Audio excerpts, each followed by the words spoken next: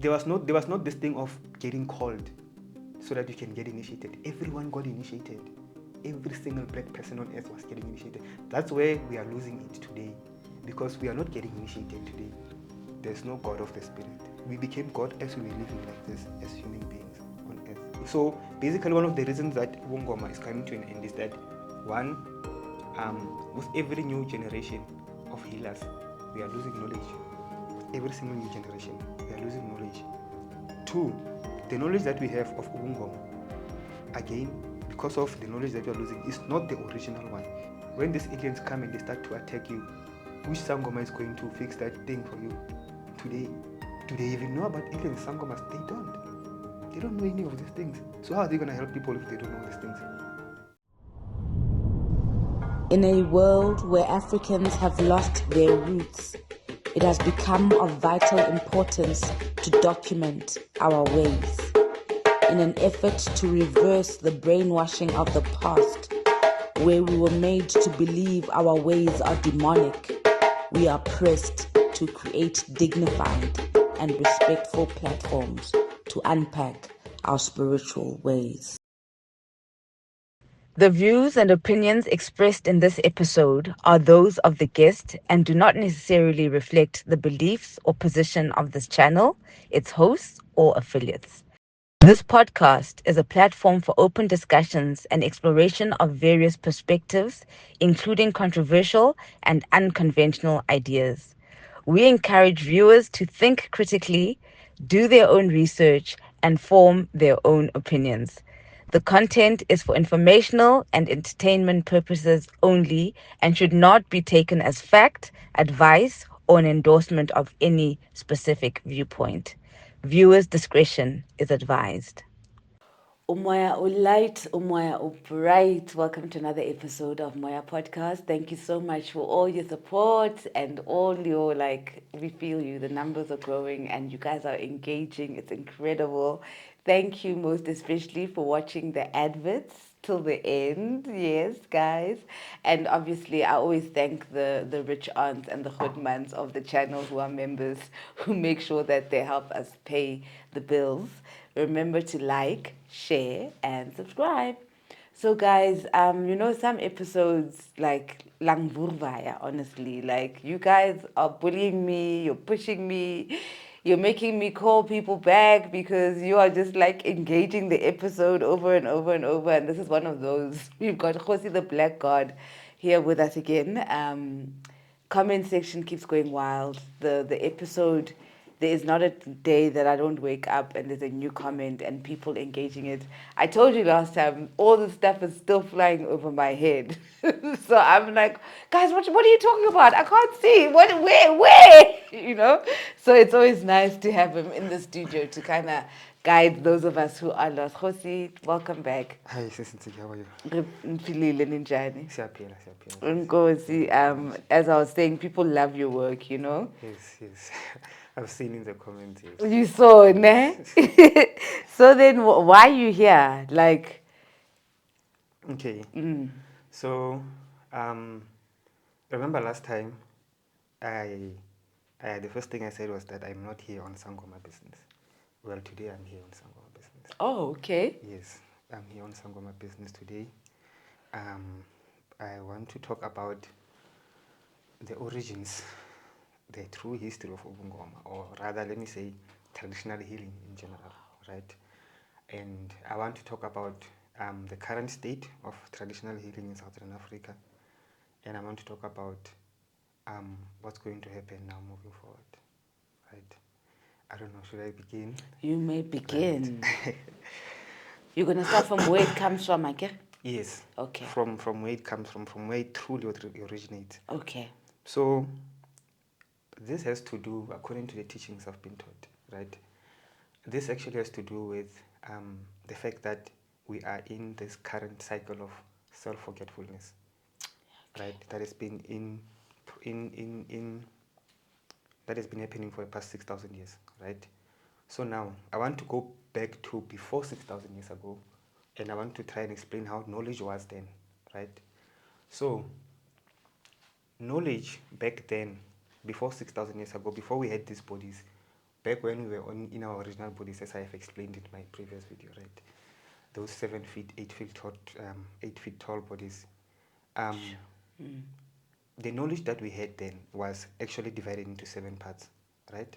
It was divided into 7 major parts, and every single part was divided into 7,000 parts, right? And the reason it was divided into 7,000 parts was because every single part would contribute to exactly 1 year of that person's life, right? So, meaning that their lifespan was 7,000 years, right? The ancient black gods, right? So now, since it is 7 parts and each part is divided into 7,000 sections, we have 7,000 times 7, which is 49,000. So the ancients had a total of 49,000 degrees of knowledge, right, or subjects of learning, right? And you'll see why I'm explaining this. 49,000 degrees, right? So when we entered in the cycle of self-forgetfulness, remember this is Yakub's world, or Yahweh, right? The creator of white people. So The creator of white people. Yes, white people come from us, black people. Yes. And even if you consult biologists, people that know Yes. genetics, they will tell you that black people contain in them literally every single gene that white people have in their Yes. bodies, right? So we can produce them from our bodies. Yes. So now, it does not happen naturally, right? Because the dominant black gene suppresses the white dominant gene by far, right? Like a lot. So because of that, whenever black people have children, they are bound to have a black child because of the dominant black gene is suppressing the white gene, right? So now, because of that, when we were creating white people, which is a process that started over 50,000 years ago, right? When we were still in our original bodies. 50,000 years ago, we decided to deteriorate our bodies. Thus, we were 7 feet and 8 foot tall, matte black in terms of skin color, right?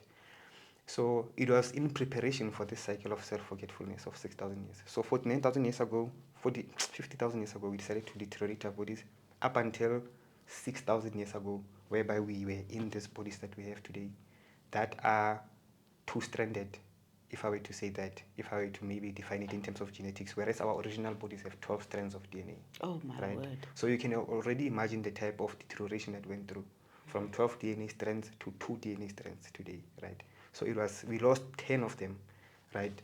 So now, this was also that we can get to this two-stranded body, and then from this two-stranded body, we create white people from it, right? And white people were created by a man known as Yahweh, who is mentioned multiple times in the Bible, and is actually recognized as the God of the Christians, right? I thought that was Jesus.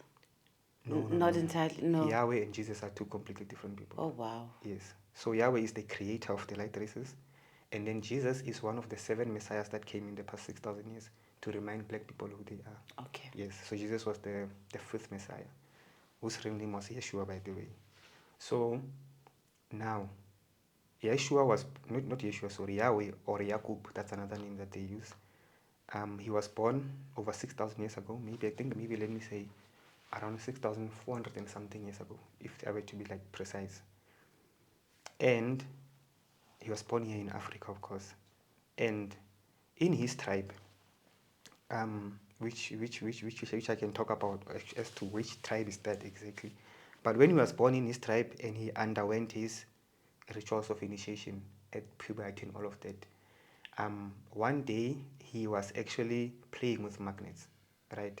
So as he was playing with magnets, he realized the polar opposites of the magnet, that for every positive there must exist a negative. So Yahweh took this, what he saw, and he looked around and saw just black people. He said, no, there must be an opposite of these people. You understand? That's where his idea came from. And he started obsessing about it. And the elders knew by that time that he is here for a special mission, so they won't even disturb him, right? So he started recruiting people in his tribe, spreading his teachings, talking about the fact that there is a white recessive gene that is dominated by the black dominant gene, and the black people don't actually want this white gene to come out, because if it comes out as it is right now today in this world, it will actually dominate the black gene. So that's why they are suppressing it genetically, which was not true, by the way. But that was his reasoning at that time, right? So he was so obsessed with this idea at around the age of 14 or 16 years of age, after meeting his soulmate. He went and recruited people, right? That will help him in his mission. So as much as most people in his tribe and even the rest of the world, when they heard his teachings, they said, this one is crazy. We are not going to do anything that is going to bring about chaos in this world, right? So literally everyone in the world was saying, this one is crazy. We are not doing this, right? But only 60,000 people agreed with him out of the 1 billion, 8 million people that were there at that time, right? So those 60,000 people are who today in the Bible are referred to as the Elohim, right? They are the 60,000 Elohim. They include Jacob as well and his wife. So those 60,000 Elohim, which are in a pair, soulmate pair, right? So there are 30,000 soulmate pairs. So there's 30,000 females, 30,000 males. So that's 60,000 Elohim, right? So they are just like that. So now they were banished, right, from Yahweh and his followers, 60,000 Elohim. They were banished from his tribe, and they went to the island of Pilen. Now, this banishing of Yahweh to the island of Pilen is the origin of the story of Satan being banished from heaven, going to hell, whatever. Yes, that's where the story originates, and many other stories that are similar to that. So what is the actual story? It is this, okay, that Jacob, the creator of white people, who is said to be an evil scientist, the big-headed scientist, or whatever, the one who brought chaos into this world, was actually banished. What people are referring to as heaven is from his tribe, whereby everything was perfect, everything was fine, to the island of Pilan, where there was no one there and only the 60,000 Elohim, so that he can do his job of creating white people, right? So now, he created white people by a process that we may refer to as I don't know even if I don't think that word is actually appropriate. But basically, what's happening is that he was intentionally suppressing the black gene, right? So he would take kids, obviously, as we are born. Even though back then during Yahweh's time, our skin color was very very black, what dark. There were still certain black people in the community that would be born with a less darker skin color, right? So what Jacob did was that after they had children born out of the Elohim, they would take children that are of lighter hue in terms of blackness, and then make them made to have children that would, and then eventually those children would be light, right? So he went about this, and it happened in 7 stages.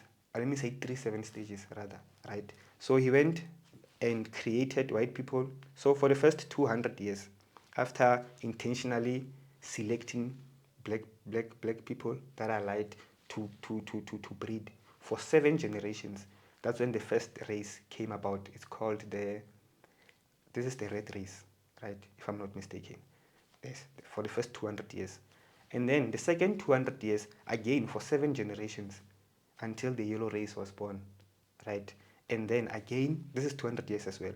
And again, for another 200 years, again, 7 generations of creating, of just suppressing that predominant black gene, taking people that are light and making them made. Right? How does because, I mean, we don't live for 200 years. No, we don't live for 200 years. So Yahweh actually lived for about 150 years, but he left a plan that was to be continued by his descendants after he died. So now, after having created white people, and they were here on planet Earth, Yahweh was compelled to civilize them because he is their maker. Who else is there to civilize them, right? And also, I need to just touch on this. Civilization is always taught, unlike what we are taught today, that civilization evolves. There's no such thing as civilization evolves. And in fact, if humans are not taught how to be civilized, the nation will decline. And we know that, right? Yes. So civilization is always taught. So with white people, they had to be taught, right, how to live and what to do, certain knowledge, because these are brand new people that just came to the world, right? So now, going back again to the degrees that I'm talking about, right? Remember back then we had 49,000 degrees. There were 7 parts, each part having 7,000, right? So what Yahweh did, because he was knowledgeable in the whole 7,000 or 49,000 degrees, right, of knowledge, what he did is that he took those major knowledge, he took those 7 parts of knowledge and condensed them to fit the teaching of this world, of these bodies that we are in today. The 12 standard bodies, 49,000 degrees. The 2 standard bodies, he condensed them, but he left out the last part. There are 7 parts. The 7th and last part is called the divine unity. And the divine unity is not something that we are able to experience today. So he left that one out. So he only took those 6 and then he condensed them, right, into 6 parts, right? Because there are 6 in number. He condensed them in such a way that we can learn and grasp them in our bodies today, in our deteriorated bodies, right? He condensed them, those 6 parts, and he divided each and every single part of those 6 parts into 60 parts. So you would have 60 times 6, which is 360. So today, we have 360 degrees of knowledge that are directly derived from the original 49,000 degrees of knowledge, right? But now, this 360 degrees of knowledge was taught in secret in the over the past 6,000 years. Now, the reason it was taught in secret was because it was because we are in this cycle of self-forgetfulness, right? That lasts for 6,000 years. It is knowledge. Remember, it's derived directly from the original knowledge of black people, right? So it was to be kept secret and used in secret with whoever is initiated into those cycles, right? For the entirety of 6,000 years. And after the 6,000 year cycle ends, we will go back still in our original bodies and get initiated into this very same 360 degree knowledge. Right? So now there are certain people in this world that are still, some of them are still living in secret tribes and remote areas, but there are some that actually just are all over. Some are in the States, some usually come here in South Africa. There are many people that have contact with this 360 degree initiate. For example, Mudimunchu, the author of Black God Science, is a 360 degree initiate. And there are people that are in direct contact with him physically, right? So now, those are the 360 degrees of knowledge, right? And those were reserved only for black people. So now, from this 360 degree knowledge, Yaqub or Yahweh took 33 of them, right? And these were to be taught to white people. On top of these 33 degrees, he added 3 more degrees and that became 36 degrees of knowledge. This is why you see today we have a lot of, secret societies, your Illuminati, Freemasons. They always talk about 36 netters or 36 something. Oh no, you have to be a 33rd degree initiate to attain this ring, stuff like that, right? So that is where their knowledge comes from, right? The 33 and 36 degrees, right? Your Freemasons, what are the other ones? The Theosophists, Rosicrucians, Illuminati, all of them, right? So their knowledge is limited to the 36 degrees, or we can refer to the degrees as subjects of learning, right? So their knowledge is limited to 36 degrees. And how did they come about getting this knowledge, white people? About 4,000 years ago, remember I mentioned the messiahs? Remember Jesus came about over 2,000 years ago, right? He was the first messiah. Now I'm going to talk about the fourth one. Okay. Who was also mentioned in the Bible. Oh. Goes by the name of Moses, right? Okay, yes. Yes. Uh-huh. So Moses was also a messiah just like Jesus Christ, right? So Moses had a mission, and his mission was to, remember, I told you that Yaqub went to the island of Pilan, created white people there. He left them there. Now, white people, after they were there, after white people were created there, and at that time they were actually Where geographically is this? Island of Pilan. Is that like in Europe then? Yes, it's in Europe. Okay. Yes, it's in Europe. So, Yaqub. Wait, where was I? Yes. So, at that time when white people were there in that island, after having been created, because they were created by black people, there was some point whereby they coexisted with black people immediately after their creation, right? And they learned certain things from black people, just casually, like language and stuff like that. But soon after that, many of them were fighting, and black people started separating from them. They left them there. That's how they were left alone there, right? And in fact, some black people actually interacted with white people in that very same island, and if they even had babies. But they saw the nature of the white man, most of them, and recognized that this is not someone that I'm willing to live next to, and they left. So they were left alone. So after being left alone, even though they knew the language that black people taught them at that time, they eventually lost it again. And they went by living with animals, and now just talking kadi, like sort of like sounds and not even like direct speech. This went on for a very long time, about maybe 1,000 years or more, or maybe two. And then about 4,000 years ago, a Messiah was born called Moses, right? Moses was a pure black Egyptian by that time when he was born. And his mission was to go and fetch white people from the island of Pilan, take them back to Egypt so that they can get civilized. He went there, he took them, he came back with them, and they civilized them there in Egypt and Ethiopia, whereby they were taught this knowledge of the 36 degrees, or the 33 degrees first. And then some of their leaders, the ones who qualified, were then taught the 36 degrees. They were taught this 36 degrees and 33 degrees by black people. Not they. That's where they take them. So this secret knowledge of white people, it's our knowledge actually. It's not even theirs, right? So that's what happened, right? They were taught 33 degrees, and then some of them, the highest of them, were taught 36 degrees. And then they went back and formed those secret societies, Freemasons, Illuminati, all of that, right? So this 36 degrees is the basis of white people's science, right? Now, the 360 degrees that I spoke about, that one was exclusively for black people. Hence, there are people even today, like Mutimuncho and many other coyotes, right, that are initiated into the 360 degree knowledge.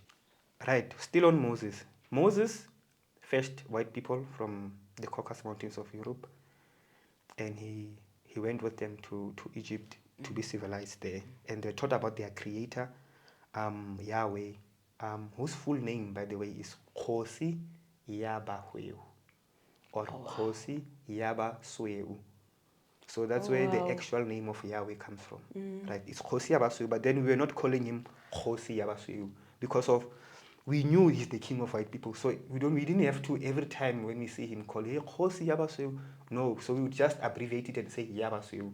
It's something that we still do even today across all of our languages, right? Instead of saying ushaka umntwana kasenza kakhona, we know shaka is umntwana, so you just say shaka kasenza kakhona. You leave out that part, right? So that's why they left out the KGOSI part and to just say call him Yabahweu. Now, Yabahweu, back then in the original Setswana language, the sweu that we use to refer to white today was not sweu, it was huehu. So instead of the S, it was an H. That's the only difference. So it was Yabahweu. So now, after having civilized them, they went back. They were taught their 36 and 33 degrees. They went back and started those secret societies, right? But some of them were still there, right? So in fact, even before they went back, when they were still being taught, because this is not something that happened like in a year or maybe 10 years. It's something that happened over many years, decades, right, or even centuries. So now, during that time when they were still living with black people and they were being taught and civilized, there were again ranks in terms of knowledge, right? So there are black people that were initiated at 33 degrees, others at 36, and others at 360 degrees, right? So now, after they were being taught their knowledge and they started to behave in certain ways, just acting out their nature as white people, black people saw that this Egypt is going to collapse very, very soon, so we must move out of here, right? So they migrated from there up there in Egypt, coming down to East and West Africa, even Southern Africa, right? And the black people that migrated by then, some of them were the 360, took with them the 360, original 360 degrees of knowledge and went into 10 major tribes in Africa, right? That's where they settled. But then there were also priests that had the 36 degrees of knowledge, right? The ones that were teaching white people, they also left. Some of them also left and settled among certain tribes in Africa, right? They went deep into Africa, like down south, Southern Africa, East and West, right? Now, as they were moving and were settling into different tribes and they were moving further down south, that knowledge of 36 degrees actually filtered into certain tribes of Africa, certain African tribes, right? That's where the knowledge filtered into certain African tribes, and black people took that knowledge and it filtered unofficially. So they were not initiated, black people were not taken and initiated directly into those 36. It just filtered into those tribes, right? And they took that knowledge, and then that's when they started what today we call African religions. So now, this uBungoma, traditional healing that I'm talking about, is actually part of the 36 degrees of knowledge. So I wanted to, so as you can see now, it's on par with what white people know. Now, let me say again, remember, this knowledge filtered into the African tribes, right? And also given that this is the 6,000 year cycle of self-forgetfulness, whereby everything literally declines or deteriorates. The knowledge even that we had back then, that were maybe around 30 something degrees, declined over time to what we have today and what we call traditional healing today. Which you can't even point what is the 33 or 10 degrees or what is this degree. You can't even do it. That's how deteriorated it has been. But this uBungoma or the traditional healing in general, all of it, I don't care if it's herbalist or diviner, whatever, all of them are things that originate from the 36 degrees of knowledge. But they have deteriorated so much. In fact, if you want to know how much they have deteriorated, there is this book by Umkhulu Credo Muto called The Zulu Shaman. Just read the first chapter. That's the first chapter only. The one of the witch doctor's ways. I think there are like 5 sub-chapters under it. So just read that one, the way of the witch doctor, or the witch doctor's ways, or something like that. Umkhulu Credo Muto talks about things there during his initiation as a Sangoma, like we do today. He talks about certain things that we are familiar with at Sangomas, or we are Kita, you do this, we are Futa, 1, 2, 3, 1, 2, 3. But there are certain experiences there that there is no Sangoma today that is having. And that proves to you that the knowledge has been deteriorating over time, right? And remember, Umkhulu Credo Muto was born in 1920 something, 26. Yeah, 26 if I'm not mistaken. So he initiated at 16 years of age, meaning that he was initiated around 1930 something, in the 1930s. So back then, the knowledge, or rather the knowledge of uBungoma, the knowledge of healing that we have, it was still even then, about 100 years ago, it was better. But over the past 100 years, we lost it. For example, Umkhulu Credo Muto talks about how this other day he would dance and dance and dance and dance tirelessly, right? Until he would actually leave his body, and he was up there and he would see his body down. How many Sangomas today can say they've experienced that during initiation? 98% have not experienced that. In fact, they don't even know how to control it. And the other thing that he mentioned is that he could hear the sounds of whales from the seas, from where he was, but the seas are far away. Which Sangoma today can do that? None of them can do that. So this shows you the deterioration that happened over the past, even just 100 years. 100 years is a very short. Now imagine 6,000 years, or imagine 4,000 years. That's a lot of things that we lost, right? So now, that is the true origins of what today we call uBungoma or uBungaka. It has been lost so much. Yes. Why the negative connotation around uBungoma and African spirituality? You know how they make it seem like it's demon worship. Why that energy around it? So it is, for the way I see it, it's just an agenda of white people, right? Because they know that one of the things that black people depend on, that is actually holding us back from actually becoming full Christians or something, or from becoming fully white or fully coconuts, as some people are. Because that's what white people want us to become. Once we are there and we are like them exactly, then it means we have lost everything that we are. Then they can do to us whatever they want, right? So it's an agenda by white people to ensure that we are losing all of this knowledge that even the little that we have today. Okay, we're still listening. Yes. So now, that is the true and original history of uBungoma or uBungaka, and all of them. They are all creations of the past 6,000 years. Prior to that, they did not exist. Prior to that, things were totally different than they are today. Yes. So what was African spirituality before then?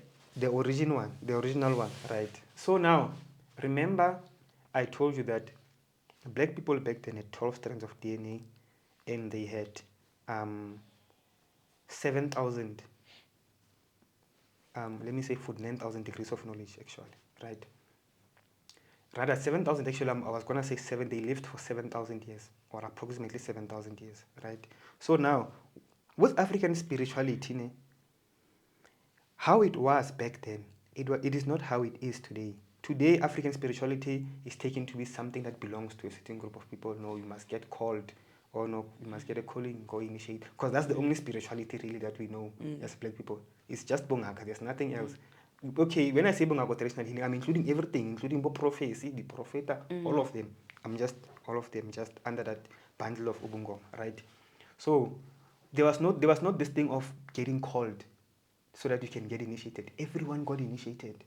Every single black person on earth was getting initiated. That's where we are losing it today, because we are not getting initiated today. Only a few people, okay, you'll become a healer, or 360 degrees, you'll become a cryo, but the rest of the black population is not initiated. That's where the self-forgetfulness comes from, right? But back then, every single person was getting initiated, right? So now there were 7 major rituals of the Black Nation that you must complete back then in order to become a fully realized God, right? And those seven parts, those 7 major parts of our initiation system were actually corresponding to the size, rather, of the universe. Rather, remember, at the end of this 7,000 year lifespan, you must become a fully fleshed God, right? You become like literally, you realize yourself as God after that 7,000 years, after having went through all the rituals of initiation, right? So the first 1,000 years, if I remember well, this is something that I must go in and just remind myself, right? So I'm not going to touch a lot on it because I don't want to spread something that I'm not sure of, right? So how it would happen is that they would spend the first 1,000 years, if I remember well, learning everything that they need to learn about, let me see, yes, okay, I got it now, about the galaxy, right? Or rather, not the galaxy, sorry, the solar system, right? So that was the first 1,000 years, right? You would literally learn everything that you would possibly learn about the solar system. So now, once you, after that 1,000 years is reached, and you go through that first major ritual of the 7, the first one, after you have gone through that initiation, you are literally one with the solar system now. There's literally no part of the solar system that you don't know, not even the smallest particle in the, or even Mars somewhere, or Jupiter. You know the entirety of the solar system, right? So, yes, just to maybe backtrack a bit, because I'm remembering now, the 7 parts, or rather 7 great rituals of initiations of black people back then, were corresponding to the 7 tiers of sun. There are actually 7 tiers of sun.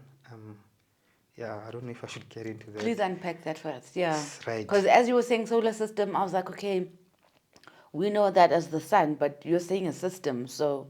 So the solar system is referring to the sun and the planets orbiting around it. Okay. Yes, so that's the solar system, right? So now, remember, that's the first tier sun. Our sun is the first tier sun, and there are planets rotating around the sun. Yeah. And all of this body is called the solar system. Yes. Now, we know already that our solar system is not the only solar system in existence. Right? There are many other solar systems. Now, those solar systems, all of them together, are actually orbiting a second tier sun. Oh. The solar systems are orbiting a Yes. second tier sun. And we call that entire thing the galaxy. You see? Now, the galaxy and many other galaxies are actually orbiting a third tier sun. Yo. All of them like this. And that goes for 7 times. Yes. Wow. Yes. So, and Is that what we call the universe? And then that thing goes on for 7 stages until it encompasses the entirety of the universe. Oh my goodness. Yes. So that's what being God meant. So basically what you're saying, like a strand of hair, how it's made up by, the whole head is made up by a strand of hair. Yes, right? yes, exactly Okay, that, okay. yes. You know it's hair, but then you know the smaller strands of hair inside. Exactly. So we have the solar system, which has a sun in it. And this solar system, together with other solar systems, are orbiting a second, which is a much bigger sun. And then you call off that the galaxy. The galaxy is orbiting with other galaxies, is orbiting an even bigger sun. And all of those mega clusters are also orbiting until we reach the 7th tier sun, right? So now, that's how the 7 great rituals of the Black Nation was back then. right? Every 1,000 years. So after 1,000 years, the first 1,000 years, you would know the entirety of the solar system because you've studied it. You know all of it, right? Now, the other second 1,000 years, the second from 1,000 years to 2,000 years of age, you'll be spending that time learning everything there has to do with the galaxy that you are in, or other galaxies in general. Let me put that way, not just the one you are in, galaxies in general, right? And after that, just like that, up until the seventh year or the seventh ritual, whereby now you know literally the entirety of the universe. And once you have reached that stage, now you can say, we can refer to you as God. So that's how God became God while still living. Not this God that we've been taught of, the spirit. There's no God of the spirit. We became God as we were living like this, as human beings on earth. Right? So, and this is something that each and every single person was initiated into. Now, when you are initiated into, let's say, for example, the power of the solar system at 1,000 years of age, you'd have, or not only, you'd not only know everything that there is to know about the solar system, but you'd also have power and control over it. Right? So you could control parts of it. You could also move around in the solar system as you please at the age of 1,000 years. Meaning that at the age of 7,000 years, you can move around the entirety of the universe as you please. Right? How are you the age of 1,000? Like, because we only have about 100 years of Oh, life right. as a Again, human. As a human, as the two-stranded humans that we are today, Okay. yes, we have about 100 years of life. Oh, okay. But I'm talking about the original 12 Okay. DNA strands. Okay. The 8 feet. Okay. And how Yes. long were their lives then? They lived for around 7,000 years. Jesus. Yes. Oh my gosh. Okay. Yes. So the original gods lived for around 7,000 years. So at the end of their 7,000 year life, after having completed their purpose, after having learned everything there is to know about the entirety of the universe, that's when they would actually be referred to. That at that stage, they are now qualified to be referred to as God. But then because of they have already reached the end of their life, that's when there's nothing for them to learn. There's nothing for them to learn, right? Literally, they know they are Yes. literal God. Yes. And that is the reason why God now ascends or dies. Right? How does the God die? God, so death back then is not death how it was today, how it is today. Today we die unconsciously, right? Maybe you would go to sleep and die, and you won't even realize that you're dead, or you won't even know that you are dying, right? So death, rather, I'd call it ascension, right? What they would do is that they would, when their time has come and they know that they are done with their purpose, because of these are gods, they would just go wherever and lay their bodies down and leave their bodies permanently, and that's it. They would consciously leave their bodies and say, okay, I'm done here. Then they'll leave their bodies, and then their minds would unite with the 24 elders. I don't know if you still remember them. My gosh. Yes, the 24 elders who were the leaders of the entire earth. And then, after their minds have united with the 24 elders, that's when now they are ready to go to do what?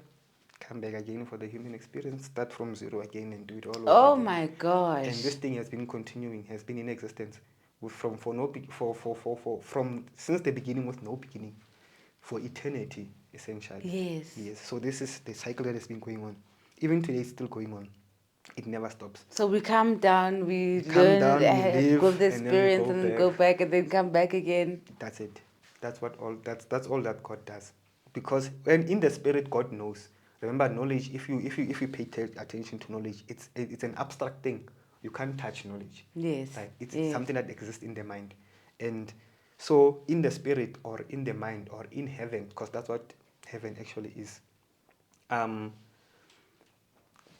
The God knows everything. So let's say God knows 100 things, right? Just to like sort of like put things into perspective.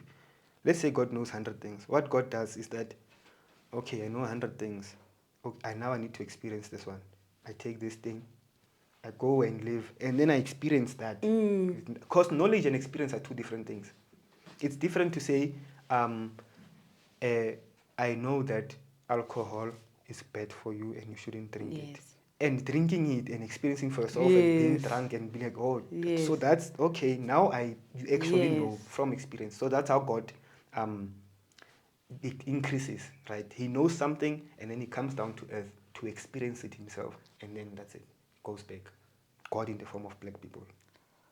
So, I hope I'm not off ramping. Don't worry, you're not. But now, if you come and choose the life of like maybe someone who drinks a lot, or you choose the life of someone who kills or does bad things, then who are we to judge that experience? Because I get it, that's your soul mission has come back to experience what Right. it is to abuse women, let's say. Yes. So now, let me talk about those, the bad things in particular. Before 6,000 years ago, or rather when we were still in our original bodies, there was nothing like that happened on Earth. Okay. There was no such things as, literally every single thing that you can think of that is bad or evil did not exist back then. Because our lives were perfect, and the world was perfect, the animals were perfect, the plants were perfect, everything was perfect, right? So there were no mistakes. We didn't learn through mistakes like we do today, whereby you have to do a mistake and then be like, oh, I did that, okay, I'm not going to do that anymore. No, we didn't learn like that. There were rituals of initiation that we would learn through instead of making the mistake. Oh. Yes. So back then things were perfect. Things like that did not exist. Those things that you're talking about only existed in the past 6,000 years. So even in the past 6,000 years, when we incarnate, we are still coming here for a purpose, and the purpose always has to do with something that we always has to do with the cycle of the cycle that we are currently in, right? So now the cycle that we are currently in is the cycle of self-forgetfulness, whereby we experience all of these things, evil stuff, or rather the opposite side of God, because at the end of the day, everything is just God, right? So even in the cycle of self-forgetfulness, when someone comes, even though they are not conscious of it when they are alive, and they do those things of abusing women and raping and whatever, this is actually a decision that they took before they were alive, to say, this is the cycle of self-forgetfulness, this is the cycle of evil, I'm going down there to experience this. And also, you have to understand that as black people, as gods, there is nothing that can happen to them without their consent, in truth. So even the people, or rather the victims of all of those things, have actually agreed that these things are going to get done of them. And all of this is so that we can experience the cycle of evil or the cycle of self-forgetfulness. So, yes, that is in brief how white people were created, and the knowledge, right, of 7,000 years ago, or rather, what is it, 7,000 year lifespan, right, about 50,000 years ago. And now the knowledge that we have today, in fact, the average black person does not know, there's no knowledge actually. Yeah. The average black person has no knowledge. You have not been initiated in anything, then you should consider yourself as someone who does not have any knowledge. You have the knowledge that white people are telling you about, but the true direct knowledge you don't have, right? And even the initiated, like the healers, personally, I don't count them as people that have knowledge.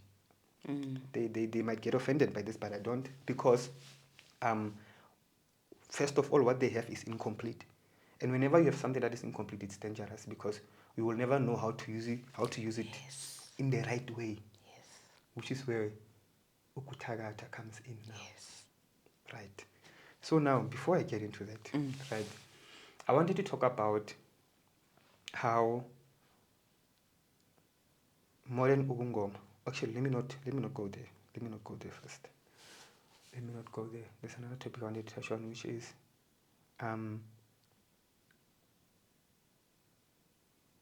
of white people. Actually, yes, it has to do with white people. This is a part of our history that has not been told, right?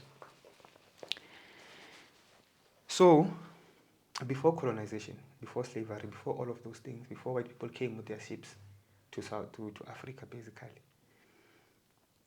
black people were actually prepared for the arrival of white people, and they're prepared in a way that is, in a way that would guarantee that when white people come, they would fear them, or they wouldn't attack them, or they would accept them. Let me just say it like that, actually. Now, prior to colonization and slavery, what happened was that we had a lot of visitations as Africans, from what today we call extraterrestrial beings. Our Africans, our ancestors were prepared by these extraterrestrials. They are called the tall whites. They are about 8 feet tall, very slender, pure white, chalk white. So now they would visit certain Africans, and then maybe you're going to a river to do something, you turn around, type. In fact, I can recall a story actually that I remember very well of one of these things that happened before colonizations. This story it was told by Umkhulu Credo Moto, right? He goes, there was a lady who had a baby, right? Carried the baby on her back, and he went out of her house into the woods. I think she went there to fetch woods, right, for fire and stuff. As she was fetching the woods, she took the baby and put the baby under a tree, and then went to do about. This is a baby, like small baby, right? And about maybe, I think the baby, I think should be less than a year, right? So he went to collect the woods. She was alone there, obviously. She went to collect the woods, do whatever. Came back with the woods. And then when he looked there, he saw that her baby is actually with something there. But what's that thing? He went closer. He was trying to get closer, and he saw that there's a creature that is playing with her baby. Yo. Right? It's a small creature. It's like the child of the creature, right? The creature was playing with the baby, and just as she was about to go there and take the baby away from the creature, she was stopped. This lady. She was stopped. She just felt a hand on her shoulder, stopping her. I turned around, this extraterrestrials, right? And then they told her, allow our baby to play with your baby. She was terrified. Imagine you are just going to the woods and you meet a literal alien, right? So he said, leave the baby to play with my baby. And then she couldn't even move her body, and then she allowed them. So her baby played with the extraterrestrials' baby, and after a few minutes they were done, and then the extraterrestrials took their baby and left. So those are some of the visitations that would happen in Africa as we were getting prepared for these white people. So now when white people came with their ships, Africans of Africa saw them and they were like, "Hi, but most these people are white, just like the aliens we saw." So it means they must be as powerful as well, because those extraterrestrials had a lot of what I would call mental power, right? A lot of psychic power. So when they saw white people, they thought the white people are in the same level of this extraterrestrial, though they were significantly shorter, but their hues were almost the same. You see, oh, no, white. You think there's some relation there. So that is part of the mental preparations that we actually underwent as black people, in preparation for white people to come and do whatever they are doing here. Yes, during that time we did fight them. Some of them did fight. There are many stories others used. There's a story that I remember from this book called Of Water and the Spirit, whereby they were actually using arrows, as black people were actually using arrows to 1 arrow, just fighting the entirety of white people with 1 arrow. There's a magic behind it. The arrow, you launch it, after it lands on the person, it actually disappears and reappears wherever you are. Yeah, it's not a normal arrow. It's a magical arrow. You actually utilize it inside what today we would call indumba. Right? You are inside your ndumba, and if you know the original knowledge, you would create that arrow in there and shoot it in your ndumba, and then it would land on that person wherever they are, and then it would disappear and then appear here again. That's how we were fighting white people. So that's how that tribe did not get colonized, right? The tribe I'm talking about is the tribe, these are the Dogon people of Burkina Faso and Mali. Yes. Woo! The Dogon or the Dagara, that's what they are also called. So that's why the uprising in Burkina Faso and Mali specifically is happening now. Like the rise of Botamo Sankara and Le Capitaine. Yes. It's an ancestral. This is something that has been going on for quite some time, right? So, I was just touching on. Oh my gosh. Yes. So, remember now, the people that were actually there and those Dogon people of Mali and Burkina Faso, they had access not only to the 336 degrees, also the 360 degrees of knowledge, right? So you could also imagine the type of things that they could do, right? In terms if they had to fight back, right? So Bone, they never got colonized, and there's another tribe again as well in Africa that never got colonized, but the rest of them also got colonized, right? So now I'm still on white people, right? And how we were prepared for their arrival. So yes, that's how we were prepared for the arrival of white people. And Yeah, we were actually told by some of the people in our communities that knew things, your griots, your high priests, because they knew the purpose of white people, they actually taught other black people to say, no, accept these people, accept them and learn from them, because they knew that this is something that needs to happen. So black people had a part in this happening. This is something that we must understand, that all of this that is happening, even today, is still under the control of black people. Because of all of it, it's just an experience that has to pass, and then that's it. After that, we are going back to how things were before. And that's why you said these are the end times. That's why I'm saying these are the end times, because the 6,000 years has already ended. It actually ended in 1914. So it's been over 100 years ever since it ended. So in 1914 to 2014, um, that's when white people were actually given a chance to repent, because the 6,000 year cycle is done. They didn't. And then now, 2014 going forward, is all of it is just about ending the cycle. That's it. There's nothing else that black people need to do right now. Now, again, I actually digressed there. Let me go back to my message today about healers, right? I wanted to talk about how uBungoma, or rather traditional healing in general, is also coming to an end. Again, it goes back to what I have been saying, the deterioration that has been happening. We have already lost a lot of things over the past 100 years. In fact, I'll let me not go to 100 today. Take an initiate who is maybe young, my age, and go to an initiate who is maybe 50 years older than, and compare what they know. Right, you'll find out that they don't know the same things, even though they are all fully initiated. There are certain things even today that we don't know as we are getting. So basically, one of the reasons that uBungoma is coming to an end is that, one, with every new generation of healers, we are losing knowledge. With every single new generation, we are losing knowledge. Two, the knowledge that we have of uBungoma, again, because of the knowledge that we are losing, is not the original one. Yes. It is the down watered version that we have today. The original one is the one of the 36. If you want it, you go to the 36 degrees, right? The third reason. Where would you get that information then? So, right now, right, the 36 and 33 degrees, again, they were given to white people, remember. So now, there is no need for any black person to be going around saying they want to get initiated into 33 or 36 degrees. Because after getting initiated into those degrees, you are on par with white people, you are no different. What's special about you? Right? So now, our aim should be to get initiated into the 360 degrees of knowledge, right? Which are coming back again. They've been secret for the past 6,000 years, but they're going to come back and everyone is going to get told openly a 360 degree knowledge, right? But obviously there are certain requirements that you need to meet. Some of them I don't know them, right?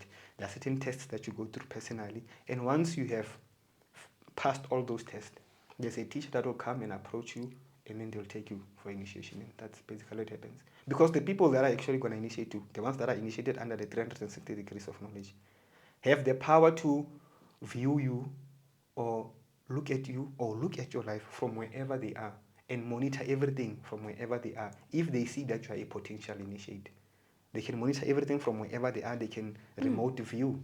It's what they call it, the science of remote viewing. It's one of the areas or subjects of learning when you are initiated into that mystery. Remote viewing is basically astral projection, but at will, whereby you are able to just lay your body down and leave your body and go somewhere and whatever, do whatever, and then come back without having to physically move your body. Yes. So that's another reason, right? That the 36 degrees, we should not be saying we want to get initiated into them. Our aim should be 360 degrees, right? So that's the thing that is going to come back into public, not the 33 degrees or 36, because those right now are in abeyance with they're all those are in the custody of white people right now. To know that there is 36 degrees, those 36, the very same 36 degrees that white people know, you will know them when you have the 360 degree knowledge.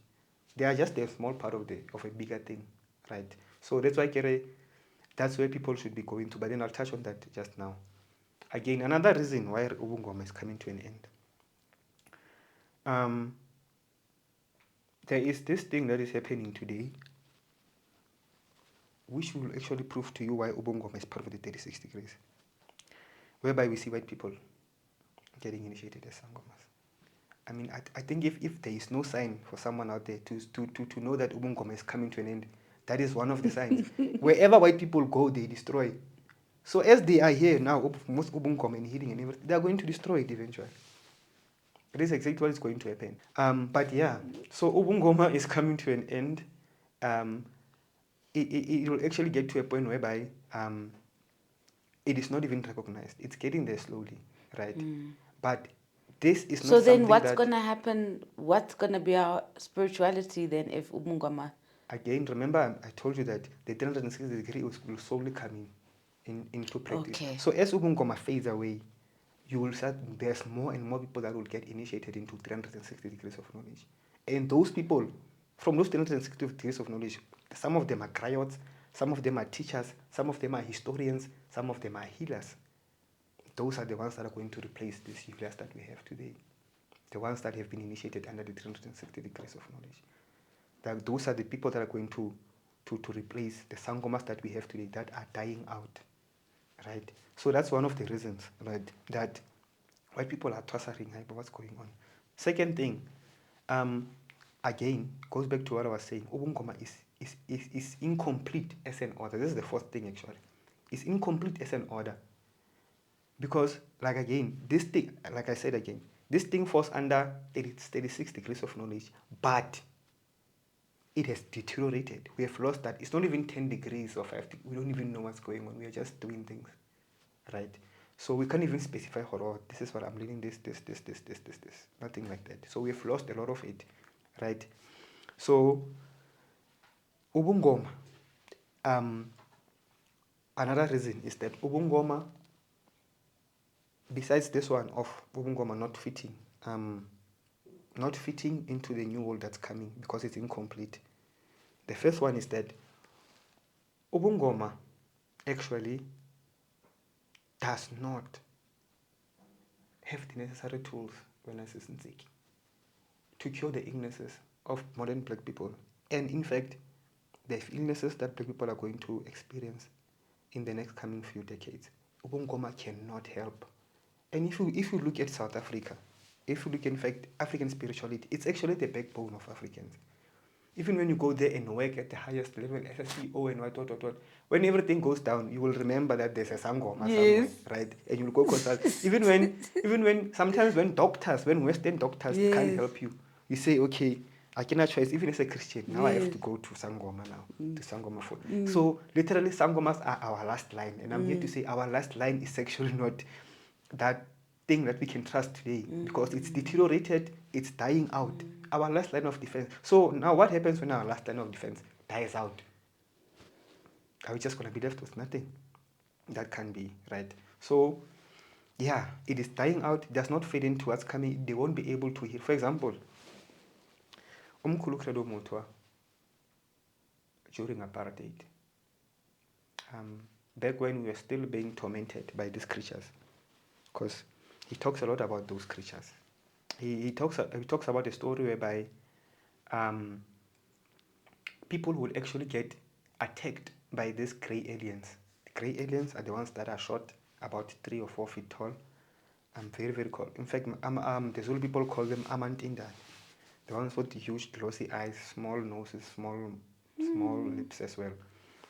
So they're actually getting tormented by these things. And he actually relates an experience in one of his books or videos whereby he was taken to an underground somewhere. Yes. I don't know if you know that story. Yeah. And then they did something to him. He saw things, saw the aliens doing 1, 2, 3, 1, 2, 3, 1, 2, 3, right?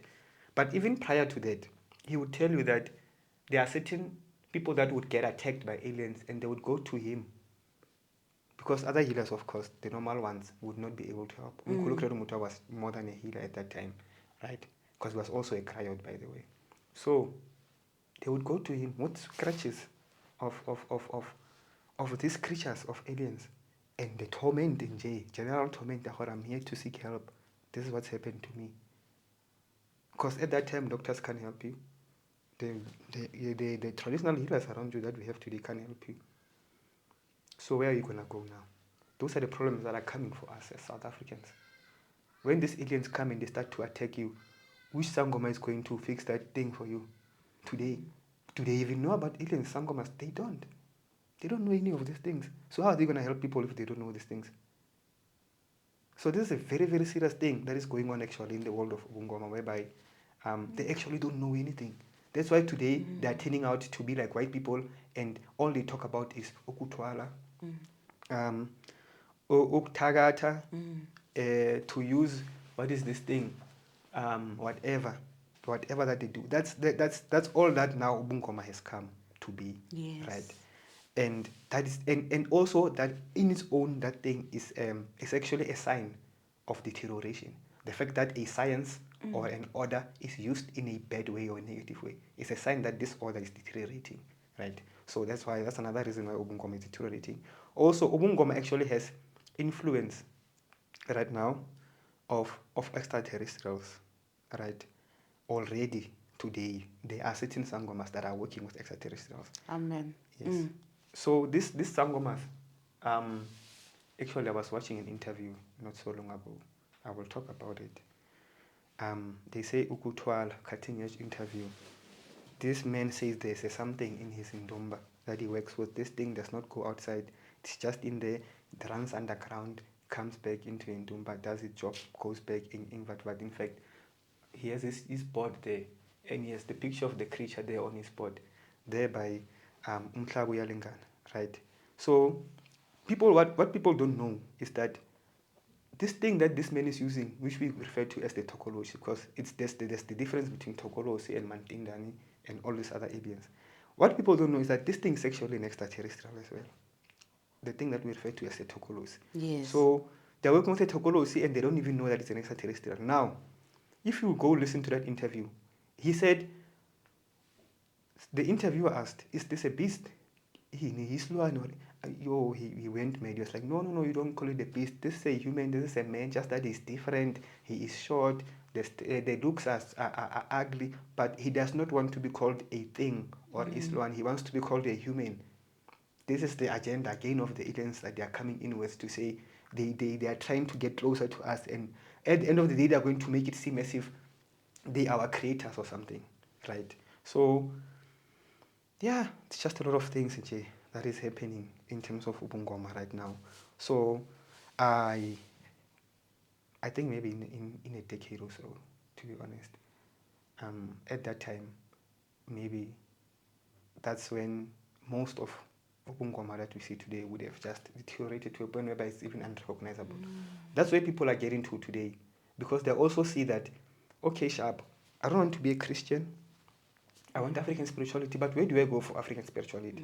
The only thing that we know is uBungoma, right? So you go there to African spirituality and you do your thing, right? But then you get there and then you face a lot of troubles. Haibo.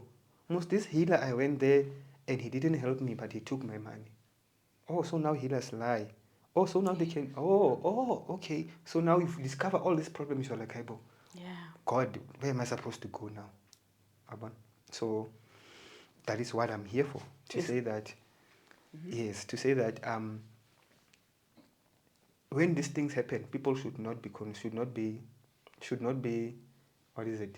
Should not be surprised when these things happen, right? Because they will happen in the near future. And as they happen, people must know that the only way out of this is to go in, actually, ironically so, right? To actually connect with the God that is inside you, and that God will just guide you from there. You understand? So that is basically my message to the healer of South Africa today, to say, if you are a healer in South Africa and you do not make any plan to improve yourself or to become better, as a healer you will be useless in the future, because you will not know anything that will help people or the illnesses of the future. You will not. How many healers today can deal with mental health? That's going to be a very, very huge issue. It actually is today. How many people are killing themselves because of that? It actually is an issue. How many healers can deal with that? Those are problems of the present and the future, and they're going to just get more and more and more, and they're going to overwhelm the healers. Now, when these problems overwhelm the healer, that's when now they start saying, because they lost the knowledge of whatever they had.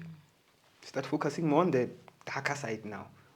Okay, now I'm gonna make things happen through the darker side, through ukutwala, through 1, 2, 3, through 1, 2, 3. You understand? Because we've lost what we don't know how to actually deal with things. So now we are succumbing to the evil things. We are succumbing to the dark side now to get things done, and this is not good. You understand? So yeah, the healer of South Africa must make sure that they improve themselves. They must make sure that they they gain knowledge of the 360, which I teach. Now it is going to be like an advertisement, and it's really not, you know, because the person who wrote that book, Mudimuntu, is the one who sent me here to say, go and tell people about this. This is not something that I just decided on my own, right? They told me that mission to go there. And okay, we've written the book of Mudimunchu, and Mudimunchu wrote that book purposefully and hid his identity purposefully. Let me put it that way. He hid his identity purposefully. At that time, he was allowed to put the knowledge out there, but not himself. But there has to be someone who can be attached to the knowledge. Someone we can consult and ask her, okay, what do you be in here? 1, 2, 3, 1, 2, 3, 1, 2, 3, right? And I'm one of those people to say the healer of South Africa today must, first of all, acquire the knowledge of truth, right? Understand that uBungoma is not the highest practice that there is. There's much more out there than uBungoma, traditional healing in general. After knowing all of those things, now they must make efforts to ensure that they improve themselves not only physically but also genetically. Physically by proper fasting. How what are healers doing today? They drink, you healers drink. Jesus Christ. Every day, every single weekend, those people drink. Cases and cases of beer. And these are people that are expected to help us. Sure. Thank you, Ross. So, yeah, I think Yeah. I'll end it there for now. You have given us, because I'm sure you're going to come back again. Yes, definitely. Basically, today you were telling us that Ugutagata is the sign that this is the end times for uBungoma. Yes, that's exactly what I'm saying. Tamago. So maybe let me just summarize again. Remember the true history of origins of uBungoma. It's actually from the 36 degrees. And the highest knowledge that we have today is the 360 degrees. So now, it has been deteriorating ever since then. Today is still deteriorating, and it's going to continue to deteriorate until there is nothing to it. Now, because of that, whoever healer cares out there, they will ensure that they take this knowledge and whatever I'm saying right now, and then put it into practice and make sure that they fast, they stop doing certain things, they stop going to certain places, they stop all of these things. In fact, what I'm going to do is that I will create a post, and I'm gonna call it "Message to the Healer of Southern Africa," and I'll post that post with all the details and everything that you as a healer needs to do if you really care about your ability to heal going forward. So yeah, I think that's where I'll end it for today. Thank you so much. Is there anything from you, Ketso? I have a lot of questions. Okay. Okay, so here I wrote it's giving black and white. What about the other races? Right, that is a very good question. So, although I keep on saying white people, really I'm referring to non-blacks. At the end of the day, either you are black or you are a non-black. And what does that mean? Being black means you possess the dominant dark gene. And being a non-black person means you don't possess a dominant dark gene. So everyone on earth who does not possess a dominant dark gene is a non-black person, or rather a white person. And everyone who contains or has the dominant black gene is a black person. So essentially what I'm saying is that there are only two races in the world. Okay. So do the ancestors know what's happening? The ancestors are coordinating everything that's happening. From the beginning, they are always there. There's no one else. If the ancestors and black people are gods like I claim, there is no one else to be aware of all of this or to take control of all of this besides us or our ancestors. Okay, so our immediate ancestors know what's going on. Yes. Okay. So then how do you know, why don't all the Sangomas and everyone, why don't we know all of this information, and how do we know that it's true? Right. How don't you know? Let me start with that one. Why don't you know all of this information? It's because It's because, again, 6,000 years cycle of self-forgetfulness. We're supposed to forget all of those knowledge. That's why you don't know it. Okay, but It is the purpose of this cycle Yeah. to not know those knowledge, to not know those things. Yeah, but it's easy to say that because Yes, you are the true, only one who knows. So I'm true. saying in all spirituality, whether Christianity, African spirituality, whatever, there's always some form of connection where someone will say something in this country, whatever, then it will connect to someone else Yes. in a completely different place Mm-hmm. without them communicating. So why are you the only person who can tell us about this information? Why aren't we learning about it from anyone else? And why all this information that you received from this one Nkulu, I forgot his name. Why? Like why specifically you? Why don't we all just know it? And why haven't we been feeling the same thing that you've been feeling? Wait, what do you mean feeling? What have I been feeling? Like from the last interview, you spoke about the dreams that you had, right? Yes. Yes. So I'm saying some people dream different things, but then there'll always be connections across, human beings in general. So Yeah. why are we only getting this information from you, from this standpoint? Because it is controversial, first of all. Why is it only you? Why aren't there more people knowing? And all our Songomas and all our people, why aren't they knowing if our ancestors know about it? I will tell you now. I will answer your question. And in answering your question, it wants me to reveal a part of that question forces me to reveal something that is known to me and a few people around me, right? We are going to go back to 6,000 years ago, right? I'm going to remind you of our hierarchy that we had back then in our perfect world. We had 12 tribes on earth. Each tribe was led by a soulmate pair, one man, one woman. So if there's 2 people in each tribe and there are 12 tribes, that's 24 people in total. Those 24 people, we would refer to them as the 24 elders. And then in each and every tribe, there would be 6 clans, right? And then in every clan would be led by a soulmate pair as well.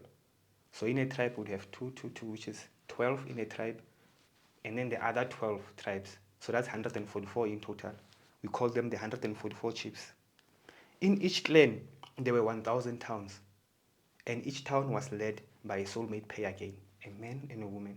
So now, if there are 1,000 towns in a clan, and there are 6 clans and 12 tribes, you take 1,000 multiplied by, okay, let's start up. 12 tribes, that we're going to take 12 tribes, 12 multiplied by the wait, this mathematics is not making sense now. Yes. So we have the 144, right? 12 elders, and in a tribe there's 6 clans, and every clan and every clan has 2 leaders, right? And those are the 144,000 chiefs. There are not 144,000, 144 chiefs. 144 chiefs in total. So now, since there are 144 chiefs and there are 1,000 towns, you multiply 144 by 1,000, you get to the number 144,000, right? And those people that were leading the towns were called the 144,000 judges, right? So now, when we were deteriorating our bodies over 50,000 years ago, our leaders, these 3 hierarchies, did not deteriorate their bodies. The 24 elders, 144 chiefs, 144,000 judges.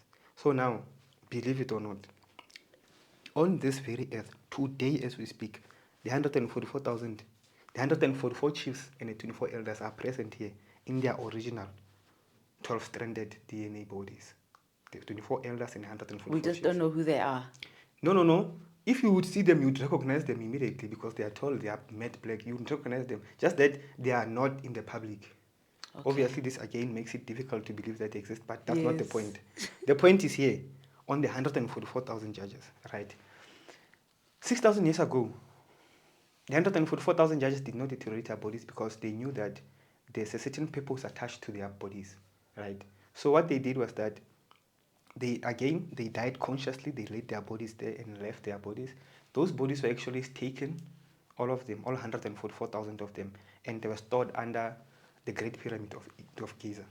So even white people have actually discovered a temple under the Great Pyramid of Yes. Giza, and you would see that actually in there are actually 144,000 perfectly preserved bodies of resurrection.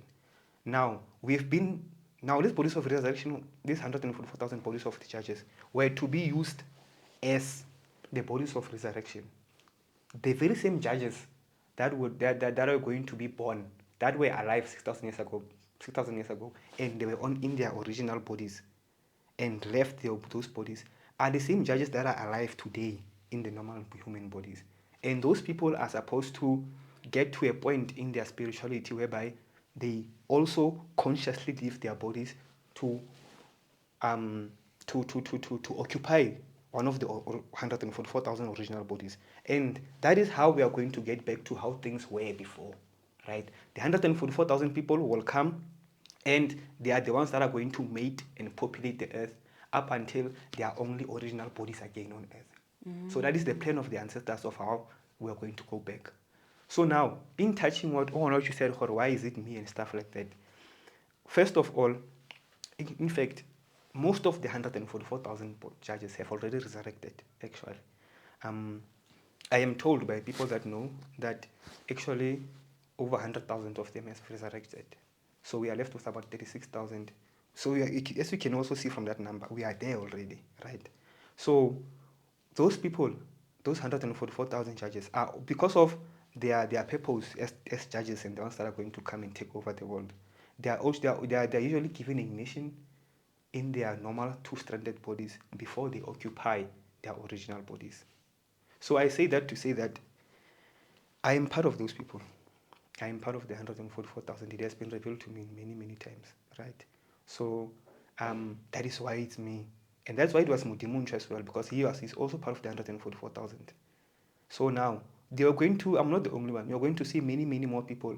Just that I'm the first one here in Southern Africa, or maybe Africa, I don't know. But you will see many, many more people after me as time goes on that are going to come out in the future and are going to preach the very same things as me. Because of their purposes are aligned with awakening black people as the judges, right? So, yeah, I don't know if that answers your question. So if it's purely based on just like word of mouth, then that means it would just be subject to like conspiracy, because we don't know what, like when it comes to African spirituality and certain things, certain people only start to believe because of what they start to see happening in their lives and so on and so forth. So that comes to my question, like, yes, as much as there's going to be people who are going to tell us all this information, what will make us believe it? And won't it just cause more chaos if we don't believe it anyways? What's the whole purpose of telling us this information, knowing that we won't believe it until we see something? Yes. How does it prepare us? It's because you are supposed to see something. Yeah. That's how you know the knowledge. So now, if you go look at the book that I always recommend people to read, Black Root Science, it's separated into two parts. There's the first level 1, which is theory, and level 2 is practicals. There are certain exercises there that you can do yourself to make sure that you gain these experiences while you are still alive today. Once you have done those exercises, you will gain those experiences and you will see for yourself that it's true. Okay, I don't know. Now I'm on the side of seeing it as a conspiracy, but we'll see. Yes, no, that's okay. That's okay. We will see indeed. We will see. Thank you. Yeah, you know your episodes always divide the room. Black God, thank you so much for your time and for coming to unpack for us. I'm sure it's not the last time you're coming. Definitely. So you're part of the furniture here. Moya light, Moya bright, guys. Yeah. It's a lot. Let's meet in the comments section and unpack everything. Thank you for liking, sharing, and subscribing. Yes, please subscribe. And thank you so much to all the members who are ensuring that we pay the bills. Remember, guys, always watch all the adverts. If you can't help us with the membership, please just watch all the adverts. And we'll see you again next time. Who are you when all you were has been diluted by lies and white lines cancelling out all that which has been written of your history? Why do you look at yourself as a mystery? Doesn't the sun shine because you open your eyes? Doesn't the moon stay situated within the same stars your DNA sparkles off? Your spirit knows that surely khona into e off. Buza umoya so you may return to being well off. Because spiritually you are rich, yet your ancestors cry because you are out of reach. But yours is to command all elements while God takes inspiration from the very mirror she looked at to become. Remember who you are and never finish just when they think that with you they are done.